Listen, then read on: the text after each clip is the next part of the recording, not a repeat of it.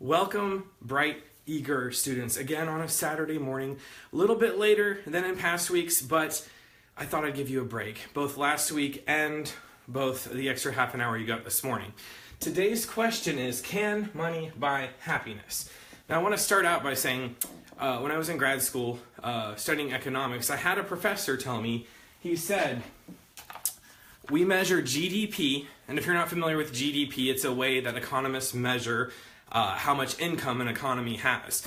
What he said is, we measure GDP as a marker for happiness because it's basically the same thing. Now I know what you're thinking, well, it's possible that I could be poor and be happy, and be rich and be unhappy, and that's quite true.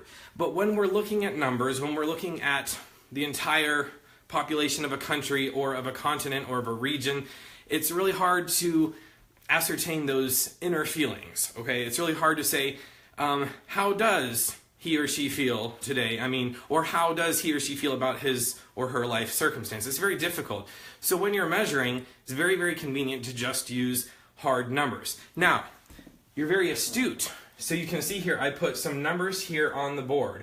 What do they represent? You're about to find out, okay? First thing I want to do is I want to change our question, all right?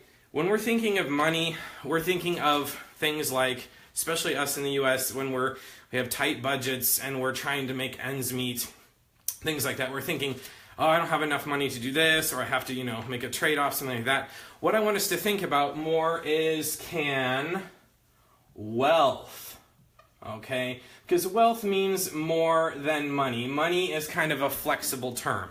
You can have money in a country where it's worthless and have a lot of it. You can have,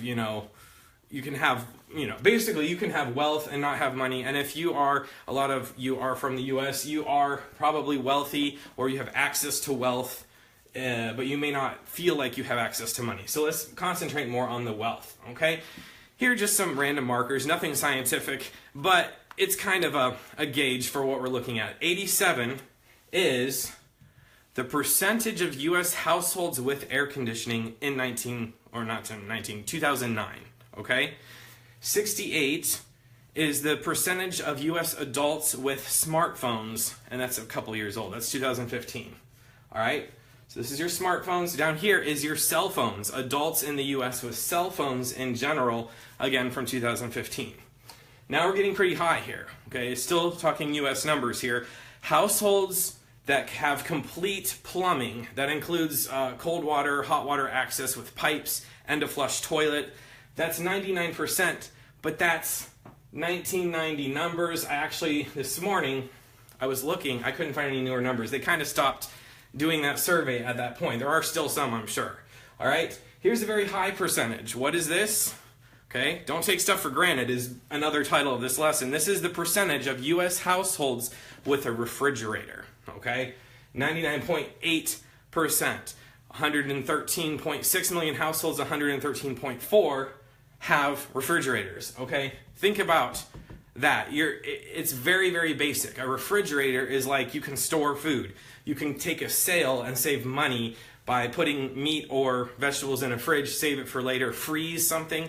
Very big deal, very big marker if you're talking developing countries on whether or not, they're making it or improving their lives, all right?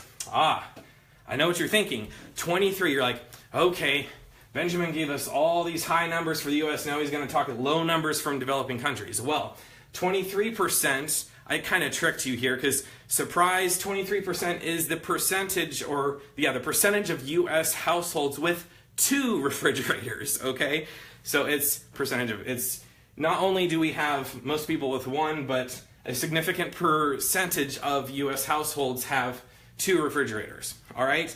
Now, I am going to go into some numbers from some other countries. 23% also is the percentage of Indonesians with smartphones in 2013. Now, cell phones, especially smartphones, if you don't know, are a growth field. That is projected to be greater than 50% now, okay? So we're going to make a little arrow there. All right, so it's greater than 50% Indonesian smartphones now, just 3 years later after that study was done. 4 years later. That was a 2013 number. Projected, though, over 50% now. Now, 27% is the percentage of, we're going to talk refrigerators again, but we're talking Indian households, percentage of refrigerators in 2014, okay? 99.8, 27. This is only refrigerators. We're not talking about roads, like India's roads. They have some and they're getting better, but they're kind of a mess. If you talk to anybody who's ever been to India, there's not as good access with roads everywhere as there are in the States. Again, just a marker, but about a quarter of Indian households have refrigerators. 45% is the percentage of Peruvian households with refrigerators. I chose Peru. It's a smaller country, but it's about the same income level as China, and China is more urban than is Peru. So in more rural Peru, 45% have refrigerators, okay? Now, let's talk 24%. That is China, the percentage of Chinese households with refrigerators in 1994. All right, we told a story here with some Indonesian smartphone access here. Let's tell a story here with some Chinese access to refrigerators.